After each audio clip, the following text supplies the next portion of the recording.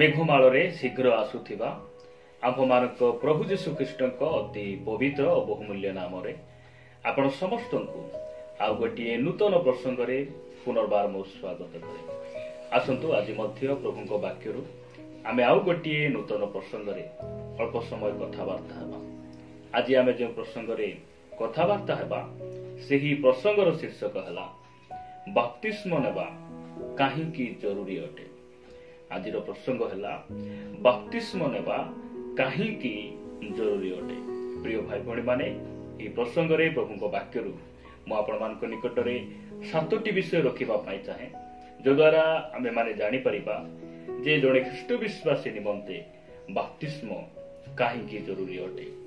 आपण ख्रिस्टियन समाज रे देखिबे अनेक भाई भणी माने से माने कहंती प्रभु जीशु ख्रीष्ट को जो समय रे क्रूस रे चढ़ा जाइथिला से समय रे दुई पाखे दुईटी चोर को मध्य चढ़ा जाइथिला। आउ सेही दुईटी चोर मानक मध्यरु जणे जीशु ख्रीष्ट सहित से पारादीस को से जाइथिले। से बपतिस्म नै नथिले, से प्रभु भोजर अंशी हो नथिले, तथापि से पारादीस को गले, स्वर्ग को गले। सेति पई आम्भ मानक निमंते मध्य बपतिस्मर एते जरूरी नाही, बपतिस्मर एते आवश्यक नाही। एहा अनेक भाई भणी माने कहंती। प्रिय भाई भणी माने जदि आपण ए प्रकार भाबुचंती, ए प्रकार द्वंद्व आपण अछंती, मु आपण मानकु कहिबा पई चाहे जे आम्भ मानक परमेश्वर क्रूसर चोर नुहे, आमर परमेश्वर जीशु ख्रीष्ट अटंती।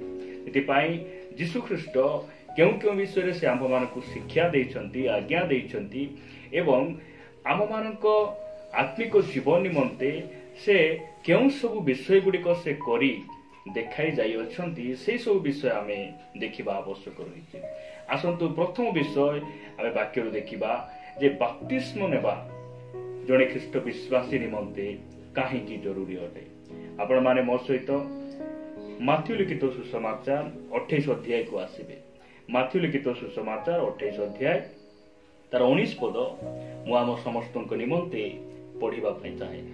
एठारे प्रकार लिखा जाए, अतएव तुम्भे माने जाई समस्त जातिर लोकंकु पिता पुत्र और पवित्र आत्मा नाम रे बपतिस्म देई मु तुम्भ मानकु जो जो आज्ञा देई अछि एहा 20 पद सेही सबु पालन करिबाकू शिक्षा देई सेमानकु शिष्य कर।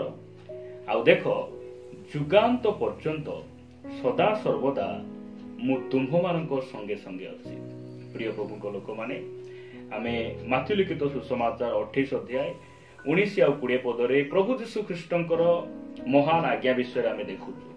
यह होची प्रभु जीशु ख्रीष्टंकर महान आज्ञा अटे। आउ प्रभु जीशु ख्रीष्ट चाहंती बा परमेश्वर चाहंती आमे जेपरि ताहांकर महान एवं संपूर्ण आज्ञा को आम जीवन रे कोन करिबा सफल करिबा। जड़े ख्रीष्ट विश्वासी भाव रे बपतिस्म एथिपाई जरूरी अटे कारण एही बपतिस्म जीशु ख्रीष्टंकर आज्ञा अटे, महान आज्ञा अटे। जीशु ख्रीष्टंकर परामर्श अनुमति किबा ताहांकर उपदेश नुहे, एहा ताहांकर आज्ञा अटे। प्रिय प्रभु लोक माने एहा मंडलीर परंपरा नुहे, एहा विधि विधान नुहे, एहा मनुष्य माने करिथिबा नियम नुहे, कोनसी मंडलीर विधि नुहे। एहा स्वर्गर नियम अटे। एहा प्रभु जीशु ख्रीष्टंकर महान आज्ञा अटे। सेति पई आमे बपतिस्म नेबा जरूरी अटे कारण आमे ख्रीष्ट विश्वासी भाव रे आमे आम्भ मानक प्रभु, आम्भ मानकर कर्ता जे आम्भ मानकर परमेश्वर ताहांकर आज्ञा बह हेबार आवश्यक रही। जदि आमे ताहांकर आज्ञा को अमान्य करू ताहेले आमे अनाज्ञा संतान आमे हे जिबा। प्रिय भाई भणी माने जदि आपण माने एफिसियो पुस्तक को आसीबे, एफिसियो पुस्तक 2 अध्याय 2 पदरे साधु पाउलो ए प्रकार लिखंती, अर्थात जेउ आत्मा एबे हे अनाज्ञाबह संतान मानक ठारे कार्य साधन करू अछि ताहार इच्छा अनुसारे तुम्भे माने मध्य पूर्वरे आचरण करी अपराध और पापरे मृत थिल। प्रभुଙ୍କ नामर गौरव हो। प्रिय भाई भणी माने प्रभु आमान को वाक्य बुझीबा पई सहायता करंतु। जदि आमे प्रभु जीशु ख्रीष्ट से स्पष्ट भाव में जो कथा गुड़िक आमान को कहले ताहांकर स्वर्गारोहण पूर्व आपण शिष्य मान सहित आलाप करी जो महान आज्ञा देले जे तुमे समग्र पृथ्वी रे जाई पिता पुत्र पवित्र आत्मा नाम रे बपतिस्म देव आ मु तुम मान को जो जो शिक्षा दे अछि से सब शिक्षा पालन करिबा निमंते शिक्षा दे तुमे कोन करिवो शिष्य करिवो। प्रभु यीशु ख्रीष्टंकर एही महान आज्ञा जदि आमे बपतिस्म नै आमे जदि से आज्ञा को हम जीवन रे पूर्ण करिबा नै ताहेले आत्मा जो मंद आत्मा कामुकतार आत्मा पाप करिवार आत्मा लोकन को विरोध रे बचसा करिवार आत्मा सेही अंधकार शक्तिर आत्मा सेही लोक मान को भीतर काम करिवो जेउ माने परमेश्वर से महान आज्ञा को निज जीवन रे पूर्ण करिना। वाक्य कहे जे आज मध्य अनाज्ञा बहु संतान मानक मध्य रे सेही आत्मा काम करूची। क्यों आत्मा लेखा जाउची कार्य साधन करूची ताहार इच्छा अनुसार तुमे माने मध्य पूर्व रे आचरण करूथिला। प्रिय भाई भणी माने जदि आमे बपतिस्म नेबा नै प्रभुंकर आज्ञाबह हेबा नै ताहेले आम मानक मध्य रे सेही अंधकार शक्तिर कार्य अधिकार करिवो मंद आत्मा अधिकार करिवो। सेति पई आमे परमेश्वरंकर आज्ञा भितरे आमे रहिबा आवश्यक रहिछि।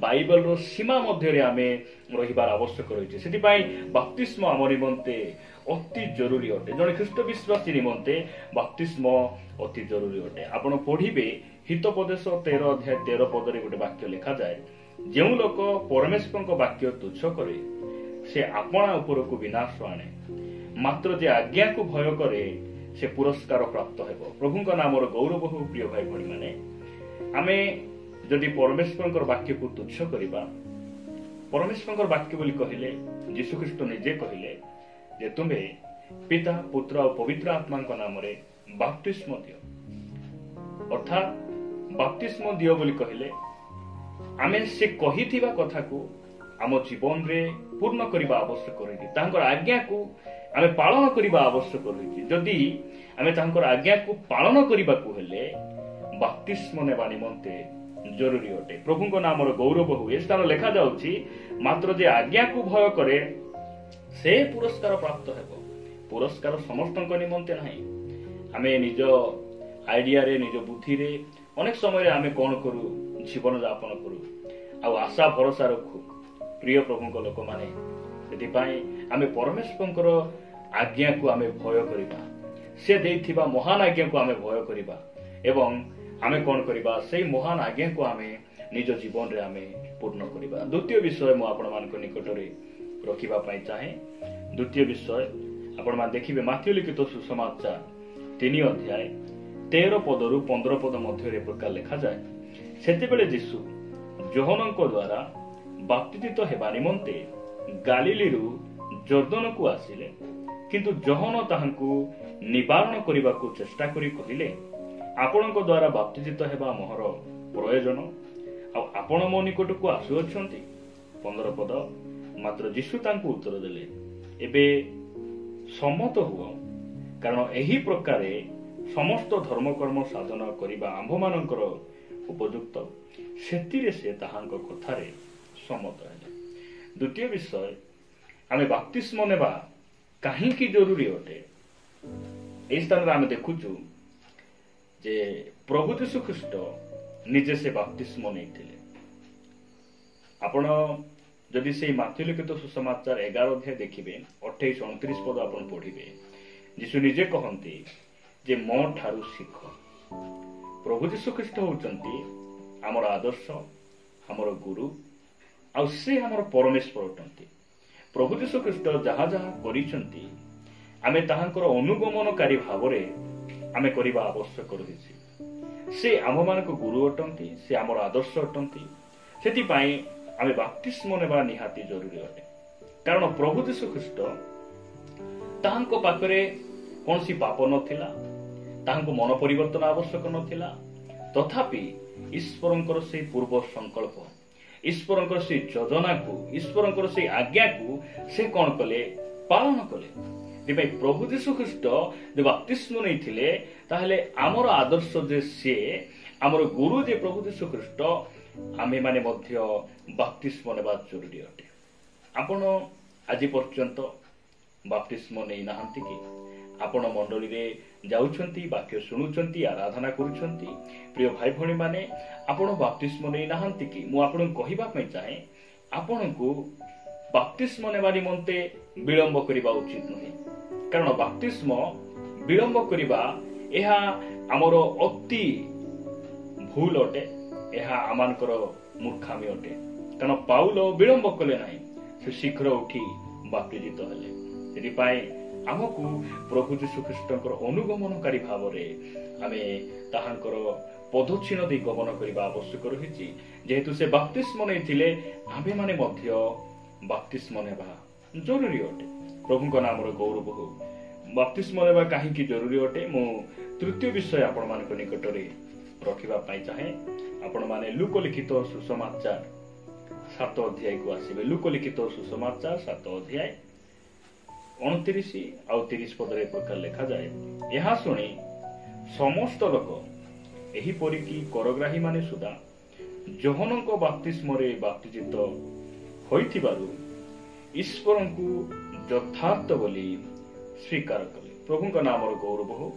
मु 30 पद आ पढ़िबार आवश्यक नै। आमे 29 पदरे देखुछु जे करग्राही माने सुदा जोहनक बाप्तिस्मरे से माने कोन हेले बाप्तिजित हेले।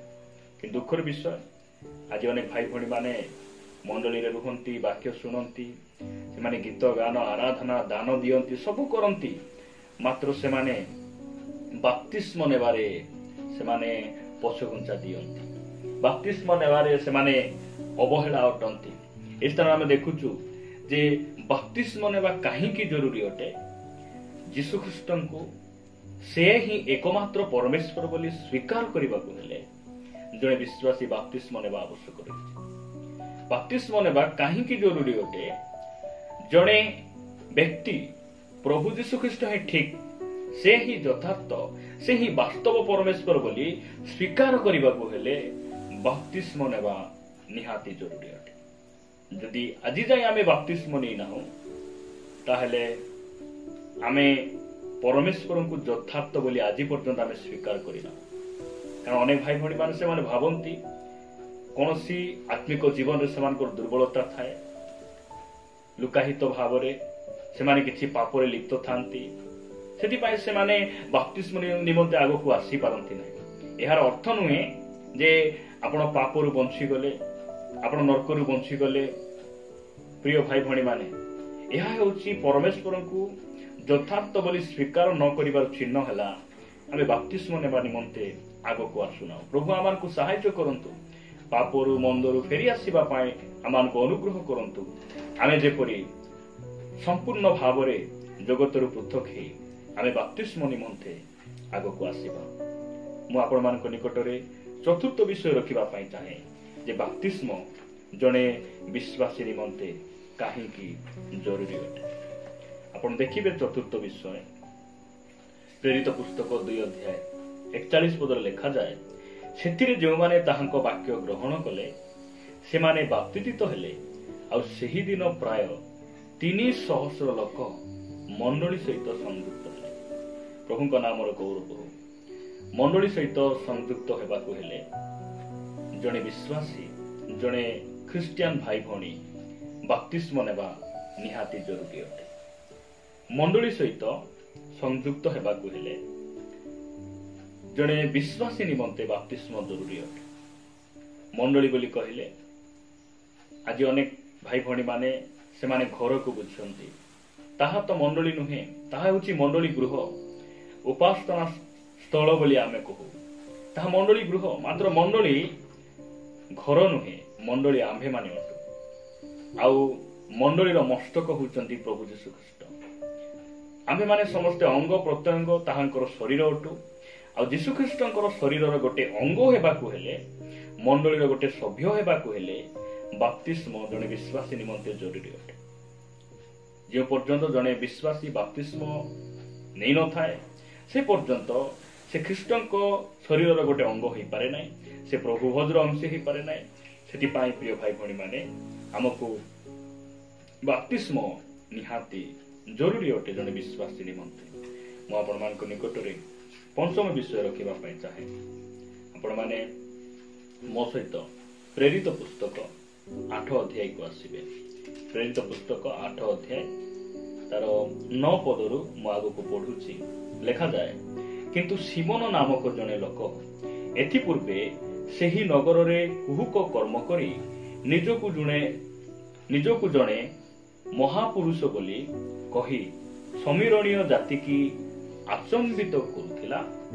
ଈଶ୍ୱରଙ୍କର ଯେଉଁ ଶକ୍ତିକୁ ମହାନ ବୋଲି କୁହାଯାଏ, ସାନ ଠାରୁ ବଡ଼ ପର୍ଯ୍ୟନ୍ତ ସମସ୍ତେ ଏ ସେହି ବୋଲି କହି ତାହାକୁ ମାନ୍ୟ କରୁଥିଲେ। 11 ପଦ, ସେମାନେ ତାହାଙ୍କୁ ମାନ୍ୟ କରୁଥିବାର କାରଣ ଏହି ଯେ ସେ ବହୁ କାଳ ହେଲା ନିଜ କୁହୁକ କର୍ମ ଦ୍ୱାରା ସେମାନଙ୍କୁ ଆଚମ୍ବିତ କରୁଥିଲା। 12 ପଦ, କିନ୍ତୁ ଫିଲିପ ଈଶ୍ୱରଙ୍କ ରାଜ୍ୟ ଓ ଯୀଶୁଖ୍ରୀଷ୍ଟଙ୍କ ନାମ ବିଷୟକ ସୁସମାଚାର ପ୍ରଚାର କରିବାରୁ ସେମାନେ ଯେତେବେଳେ ତାଙ୍କ କଥାରେ ବିଶ୍ୱାସ କଲେ, ସେତେବେଳେ ପୁରୁଷ ଓ ସ୍ତ୍ରୀ ଉଭୟ ବାପ୍ତିଜିତ ହେବାକୁ ଲାଗିଲେ। ପ୍ରଭୁଙ୍କ ନାମର ଗୌରବ ହଉ। ଆମେ ଦେଖୁଛୁ ସମୀରଣ ନଗରରେ ଯେଉଁ ସମୟରେ ଜେରୁସାଲମରେ ମଣ୍ଡଳୀ ଛିନ୍ନ ଭିନ୍ନ ହେଲା, ନିନ୍ଦା ତାଳନା ଆସିଲା, ସେହି ସମୟରେ ଫିଲିପ ସେ ସମୀରଣ ନଗରରେ ପ୍ରବେଶ କରି ସେ ସୁସମାଚାର ପ୍ରଚାର କରୁଛନ୍ତି। ଆଉ ସେହି ସମୀରଣ ନଗରରେ ଜଣେ କୁହୁକ କର୍ମକାରୀ, ଜଣେ ମନ୍ତ୍ରଜ୍ଞ, ଜଣେ ଗୁଣି ଗାରେଡି କରିବା ଜଣେ ବ୍ୟକ୍ତି ଥିଲେ। ସେହି ଲୋକ ଯୀଶୁଖ୍ରୀଷ୍ଟଙ୍କର ବାକ୍ୟ ଶୁଣି ସେ ପରିବର୍ତ୍ତନ ହେଲେ, ଯୀଶୁଙ୍କ ଠାରେ ସେ ବିଶ୍ୱାସ କଲେ।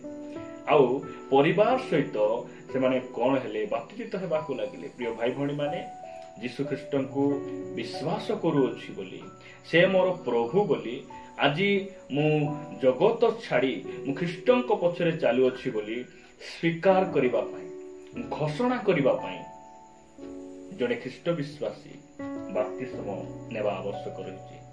ବିଶ୍ୱାସର ଚିହ୍ନ, ପରିବର୍ତ୍ତନର ଚିହ୍ନ। ଆଜି ମୁଁ ଜଗତର ଅଂଶୀ ନୁହେଁ, ଆଜି ମୁଁ ଖ୍ରୀଷ୍ଟଙ୍କର ଶିଷ୍ୟ ବୋଲି କହିବା ପାଇଁ, ଖ୍ରୀଷ୍ଟଙ୍କର ଅନୁକାରୀ ଆଜିଠାରୁ ବୋଲି କହିବା ପାଇଁ ବାପ୍ତିସ୍ମ ଜରୁରୀ ଅଟେ। ମୁଁ ପାପ ପ୍ରତି ମୃତ ହୋଇଗଲି, ମୁଁ ଖ୍ରୀଷ୍ଟଙ୍କ ଠାରେ ଜୀବିତ ଅଛି, ଖ୍ରୀଷ୍ଟ ମୋ ମଧ୍ୟରେ ଜୀବିତ ଅଛନ୍ତି, ଏହି କଥାକୁ ଘୋଷଣା କରିବା ପାଇଁ, ଏହାକୁ ପ୍ରମାଣିତ କରିବା ପାଇଁ ଜଣେ ବିଶ୍ୱାସୀ ବାପ୍ତିସ୍ମ ନେବା ଆବଶ୍ୟକ ରହିଛି। ଦୁଷ୍ଟ ଆତ୍ମାଙ୍କ ସମ୍ମୁଖରେ, ମୁକ୍ତ ଆକାଶ ତଳେ, ମଣ୍ଡଳୀ ସମ୍ମୁଖରେ ଠିଆ ହେଇ ସେହି ବିଶ୍ୱାସର ସେହି ଚିହ୍ନକୁ, ସେହି ପରିବର୍ତ୍ତନର ସେ ଚିହ୍ନକୁ ପ୍ରମାଣିତ କରିବା ପାଇଁ, ଘୋଷଣା କରିବା ପାଇଁ ବାପ୍ତିସ୍ମ ନିହାତି ଆବଶ୍ୟକ ରହିଛି। ସେହି କୁହୁକ କର୍ମକାରୀ ସେ ଯୀଶୁଖ୍ରୀଷ୍ଟଙ୍କୁ ବିଶ୍ୱାସ କଲେ, ଆଉ ସମସ୍ତଙ୍କ ଆଗରେ ସେ ବାପ୍ତିସ୍ମ ଗ୍ରହଣ କଲେ। ପ୍ରଭୁଙ୍କ ନାମର ସ୍ତୁତି ହେଉ। ଷଷ୍ଠ ବିଷୟ ଆପଣମାନେ ମୋ ସହିତ ଦେଖିବେ, ଯୋହନ ଲିଖିତ ସୁସମାଚାର। ଆପଣ ଦେଖିବେ 3 ଅଧ୍ୟାୟ 5 ପଦ। ଯୋହନ ଲିଖିତ ସୁସମାଚାର 3 ଅଧ୍ୟାୟ 5 ପଦରେ ଏ ପ୍ରକାର ଲେଖାଯାଏ, ଯୀଶୁ ଉତ୍ତର ଦେଲେ, ସତ୍ୟ ସତ୍ୟ ମୁଁ ତୁମ୍ଭକୁ କହୁଅଛି, ଜଳ ଓ ଆତ୍ମାରୁ ଜନ୍ମ ନ ହେଲେ କେହି ଈଶ୍ୱରଙ୍କ ରାଜ୍ୟରେ ପ୍ରବେଶ କରିପାରେ ନାହିଁ। ପ୍ରଭୁ ଆମକୁ ଅନୁଗ୍ରହ କରନ୍ତୁ। ପ୍ରିୟ ପ୍ରଭୁଙ୍କ ଲୋକମାନେ, ଆମେ ଜଳ ଓ ଆତ୍ମାରେ, ଅର୍ଥାତ୍ ଜଳ କହିଲେ ଆମେ ବାକ୍ୟକୁ ମଧ୍ୟ ବାଇବେଲ ବୁଝାଏ। ସେଥିପାଇଁ ଆତ୍ମାରେ, ଜଳ ଆଉ ଆତ୍ମାରେ ଆମେ ଯଦି ଜନ୍ମ ନ ହେଲେ, ପୁନର୍ବାର ଆମେ ଜନ୍ମ ନ ହେଲେ, ଆମେ କଣ ହେଇପାରିବା ନାହିଁ? ଈଶ୍ୱରଙ୍କ ରାଜ୍ୟରେ ଆମେ ଅଂଶୀ ହେଇପାରିବା ନାହିଁ। କାରଣ ଏହା ଈଶ୍ୱରଙ୍କର ଆଜ୍ଞା ଅଟେ। ଆଉ ଏହି ଆଜ୍ଞାକୁ ଆମେ ଖ୍ରୀଷ୍ଟ ବିଶ୍ୱାସୀ ଭାବରେ ଆମେ ପାଳନ କରିବା ଆବଶ୍ୟକ ରହିଛି, ମାନିବା ଆବଶ୍ୟକ ରହିଛି। ଏହା ଆମ ନିମନ୍ତେ ଜରୁରୀ ଅଟେ। ଲେଖାଯାଏ, ସ୍ପଷ୍ଟ ଭାବେ ଲେଖାଯାଏ, ଜଳ ଆଉ ଆତ୍ମାରେ ତୁମେ ଜନ୍ମ ନ ହେଲେ ତୁମେ ଈଶ୍ୱରଙ୍କ ରାଜ୍ୟରେ ପ୍ରବେଶ କରିପାରିବ। ଈଶ୍ୱରଙ୍କ ରାଜ୍ୟରେ ପ୍ରବେଶ କରିବାକୁ ହେଲେ ଆମକୁ ବାପ୍ତିସ୍ମ ନିହାତି ଜରୁରୀ ଅଟେ। ପ୍ରଭୁ ଆମକୁ ଅନୁଗ୍ରହ କରନ୍ତୁ। ଶେଷ ବିଷୟ ଦେଖି ଆମେ ସମାପ୍ତ କରିବା।